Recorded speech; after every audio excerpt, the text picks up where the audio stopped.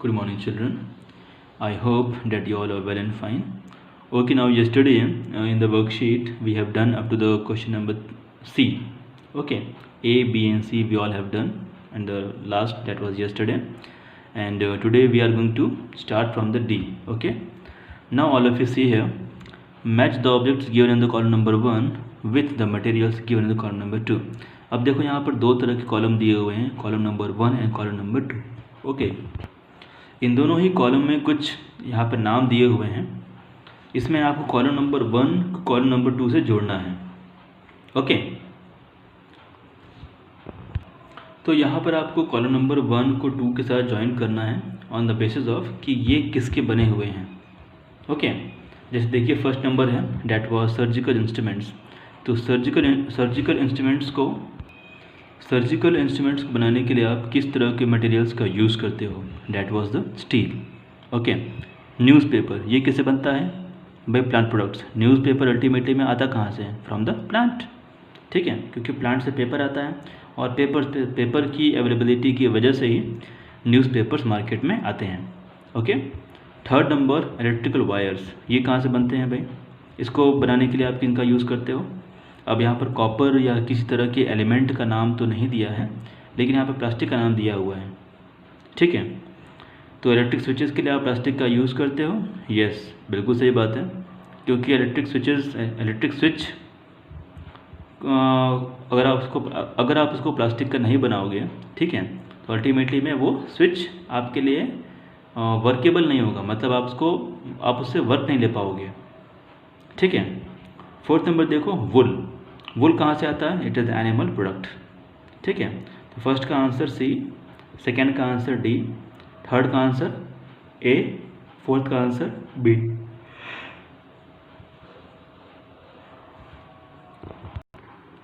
Okay, now बच्चों, now see here properties of the material. अब यहाँ पर देखो, encircle the materials which are lustrous and underline those who are not.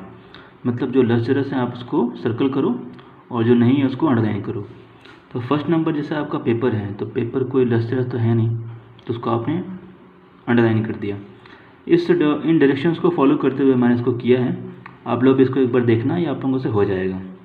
Next number देखिए, B number.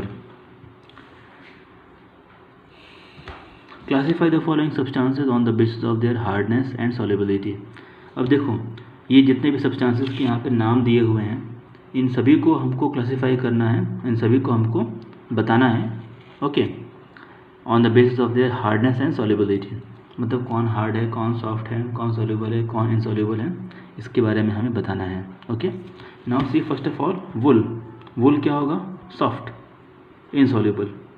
Okay, sponge soft, insoluble. Chalk powder soft, insoluble. Stone hard, insoluble.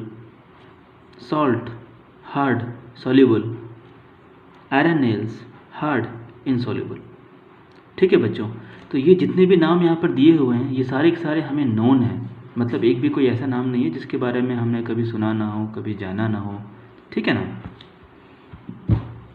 All of you see next question, C number को देखो. In the following test tubes water is taken. देखो बेटा, मैं आप लोगों को समझा देता हूँ कि ये दो तरह के टेस्ट ट्यूब्स हैं, दोनों में हमने वाटर लिया है. ठीक है, लेकिन वाटर के साथ हमने यहाँ पर इंक मिक्स कर दी और यहाँ पर हमने वाटर के साथ में मस्टर्ड ऑयल मिक्स किया है. ठीक है, अब ये लोग बोल रहे हैं कि आपका क्या ऑब्जर्वेशन है. आप अपना ऑब्जर्वेशन यहाँ पर लिखिए, फर्स्ट नंबर और सेकेंड नंबर.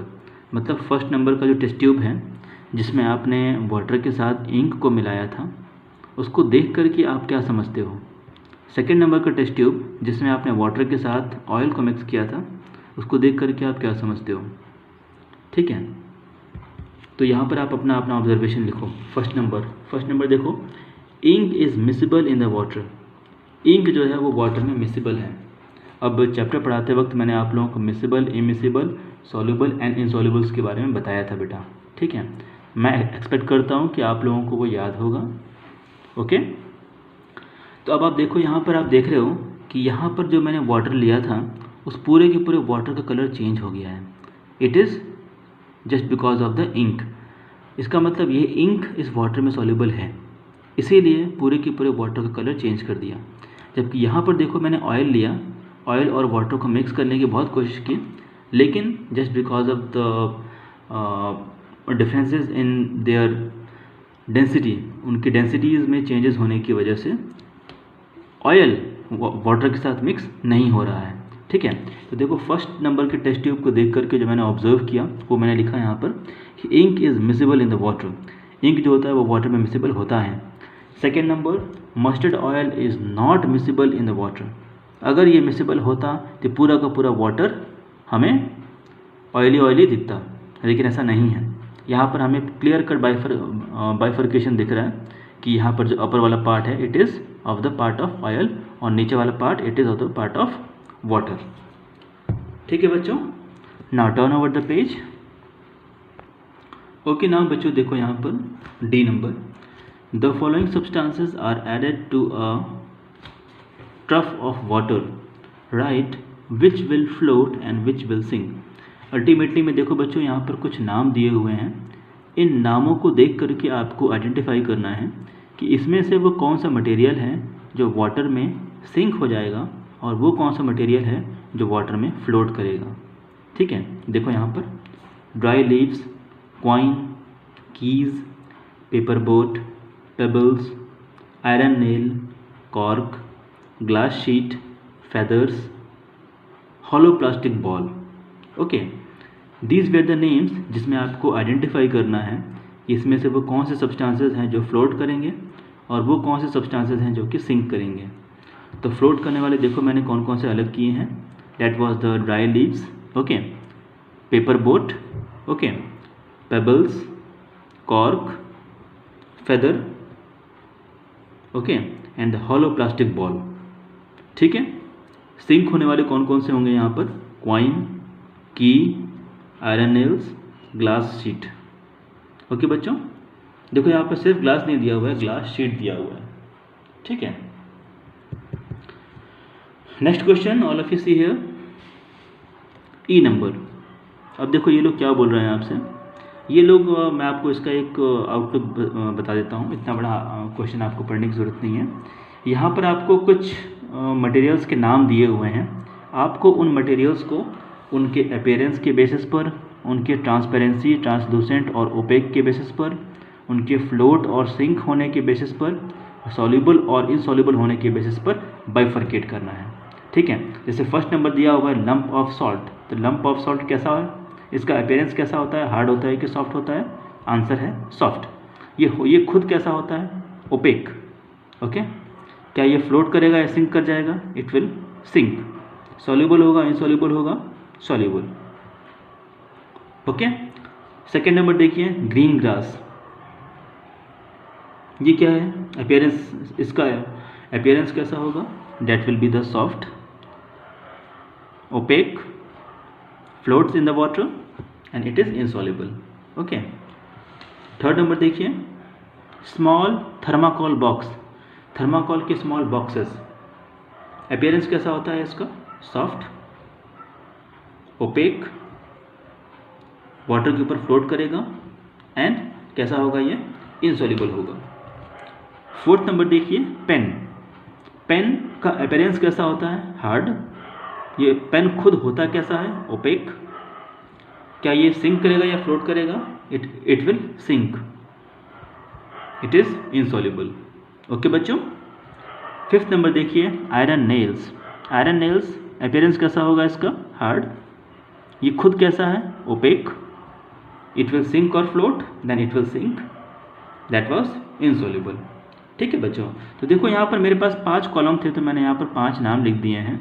अगर आप इससे ज़्यादा नाम लिखना चाहते हो तो लिख सकते हो। यहाँ पर क्वेश्चन में कई तरह के नाम दिए हुए हैं, बहुत सारे नाम दिए हैं, लेकिन यहाँ पर कॉलम केवल 5 ही थे तो मैंने यहाँ पर 5 नाम लिखे हैं। अगर आप इससे ज़्यादा लिखना चाहते हो then you can write it down.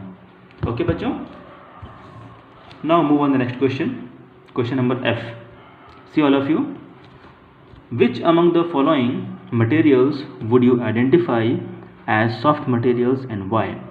अब देखो यहाँ पर कुछ मटेरियल्स के नाम दिए हैं आपको, ठीक है। आपको यहाँ पे आइडेंटिफाई करना है कि इनमें से सॉफ्ट क्या है और क्यों है। ठीक है, अब देखो जैसे कि आइस है, रबर बैंड है, लीफ है, इरेजर है, pencil, pear, a piece of wooden board, okay, cooked rice, pulses, fresh chapatis. ठीक है, अब देखो इसमें आपको आइडेंटिफाई करना है कि सॉफ्ट क्या है, ओके, और इसके साथ ही आपको उसका रीज़न भी देना है। अब देखो मैंने यहाँ पर सबसे पहले मटेरियल्स के नाम लिखे हैं। मैं ये मानता हूँ कि इनमें से सॉफ्ट क्या क्या होगा। फर्स्ट नंबर है रबर बैंड, ओके, उसके बाद leaf, then after eraser, then after cooked rice, then after fresh chapatis. ठीक है, अब why, the question is why I believe that they all are soft in the nature, but I have to clarify here why. The answer is these are soft materials because they all have flexibility in themselves. बेटा ये बहुत बड़ा statement है, they all have flexibility in themselves, मतलब हर वो चीज़ जिसमें अपनी flexibility होती है वो सॉफ्ट होता है, मैक्सिमम चांसेस होते हैं उसके सॉफ्ट होने के। ठीक है, अब आप देखो रबर बैंड क्या स्टोन की तरह भारी होता है, या स्टोन की तरह क्या उसका शेप चेंज नहीं होता है ना। रबर बैंड छूने में फ्लेक्सिबल लगता है, सॉफ्ट लगता है और फ्लेक्सिबल भी है, या फिर मैं ये बोलूँ कि वो फ्लेक्सिबल होने की वजह से ही हमें सॉफ्ट लगता है। ठीक है, लीफ ये भी फ्लेक्सिबल होती है, leaf that must have to be green leaf, okay, eraser, cooked rice, okay, fresh chapatis, they all are flexible, that's why they all are soft. ठीक है बच्चों, तो हर वो चीज़ जिसमें फ्लेक्सिबिलिटी होती है उसके सॉफ्ट होने के चांसेस ज़्यादा होते हैं। ओके, नेक्स्ट नंबर देखिए, second question, you are provided with the following materials. अब देखो मैंने आप लोगों को कुछ मटेरियल्स दिए हैं। कौन कौन से मटेरियल्स दिए हैं बेटा? देखो, turmeric, Honey, mustard oil, water, glucose, rice flour, groundnut oil. ठीक है बच्चों, अब इन मटेरियल्स का आपको करना क्या है? देखिए, make any 3 pair of substances where one material is soluble in the other, and any 3 pair of substances where one substance remains insoluble in the other substances.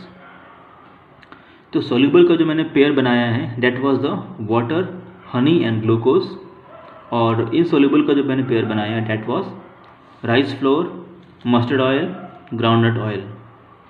rice flour, mustard oil and groundnut oil. ठीक है बच्चों, तो water, honey and glucose का मैंने pair बनाया है, that was these all 3 are soluble in the water and they all can't mingle with each other also. Okay, insoluble में देखो rice flour, mustard oil and the groundnut oil. ठीक है, now please turn over the page.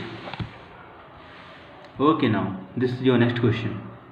Arrange the jumbled words to arrive at the appropriate names of the materials and also write 2 uses of each.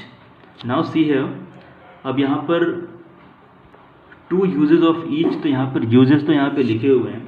जैसे कि आपको सबसे पहले इन words को देखना है, ये वर्ड्स को देख करके यहाँ पर क्या आएगा इसके बारे में आपको एक्सपेक्ट करना है, लेकिन वो एक्सपेक्टेशन करने का क्राइटेरिया आप डिसाइड करोगे इसको पढ़ करके, कि मतलब आप जो वर्ड बनाओगे इससे, यहाँ पर क्या वर्ड आएगा हमें नहीं मालूम, लेकिन आप इससे जो वर्ड बनाओगे वो वर्ड का जो मीनिंग होगा उससे आप यूटेंसिल्स बनाते हो और वो एयरक्राफ्ट में यूज़ होता है। तो फिर मुझे समझ में आया कि हाँ भाई, इसको अगर आप अरेंज करते हो, इस जम्बल्ड वर्ड को अगर आप अरेंज करते हो तो यहाँ पर क्या बनेगा? एल्यूमिनियम बनेगा। Aluminium will be the right answer. Okay, इस जम्बल्ड वर्ड था, इसको मैंने टर्न अप किया तो यहाँ पर वर्ड आया क्या? प्लास्टिक। लेकिन यहाँ तक पहुँचने से पहले मैंने इसको पढ़ा कि making toys in the buckets, कि यहाँ पर आप जो भी वर्ड लिखोगे वो टॉयज़ बनाने के लिए काफ़ी काम में आता है और बकेट्स के लिए काफ़ी काम में आता है। ठीक है, तो फिर हमारा दिमाग काम करेगा कि हाँ भाई यहाँ पर प्लास्टिक आएगा। ठीक है, अब यहाँ पर क्या आएगा? Used as a fuel and as a solvent. देखो बेटा, अगर मैं यहाँ पर पेट्रोल की बात करूँ तो पेट्रोल के लिए मुझे पी चाहिए, लेकिन यहाँ पर कहीं भी मुझे पी नज़र नहीं आ रहा।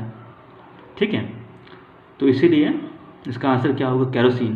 तो केरोसिन को मैं फ्यूल की तरह भी यूज़ करता हूँ और ये एक बहुत अच्छा सॉल्वेंट भी है, ओके, जो कई तरह के इनऑर्गेनिक सॉल्यूट्स को अपने अंदर डिजॉल्व कर लेता है।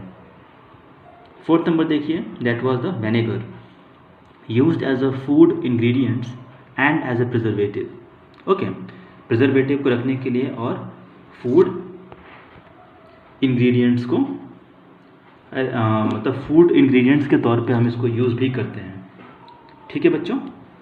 अब लास्ट क्वेश्चन देख लीजिए, एच, डिफाइन द फॉलोइंग। इन तीनों का आपको डिफाइन करना है, ट्रांसपेरेंट, ट्रांसलूसेंट एंड ओपेक में। ट्रांसपेरेंट में आप जानते हो कि वो मटेरियल्स जो अपने अंदर से मैक्सिमम लाइट्स को पास ऑन कर दें, उसको मैं क्या बोलूँगा, ट्रांसपेरेंट।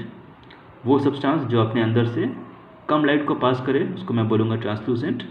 और जो अपने अंदर से बिल्कुल भी लाइट को पास न करें, उसको मैं बोलूँगा opaque. That was the materials which allow all light to pass through it, that will be called as the transparent materials. Translucent में क्या होगा, the materials which allow some light to pass through it, that will be called as the translucent. 3rd number, opaque, the material which does not allow any light to pass through it. Okay, तो इन तीनों की definitions बेटा हम लोगों ने text book में भी पढ़ी थी, मैंने अच्छे से आप लोगों को एक्सप्लेन अप किया था। अगर आप लोगों को याद हो, आई बिलीव कि आप लोगों को याद होगा, ठीक है। तो आज की वीडियो में हम लोगों ने यहाँ तक फिनिश किया और हमारा जो नेक्स्ट वीडियो होगा वो यहाँ से शुरू होगा, that was objective type exercises. Okay बच्चा, ओके बच्चों, चलो okay, that's all for today.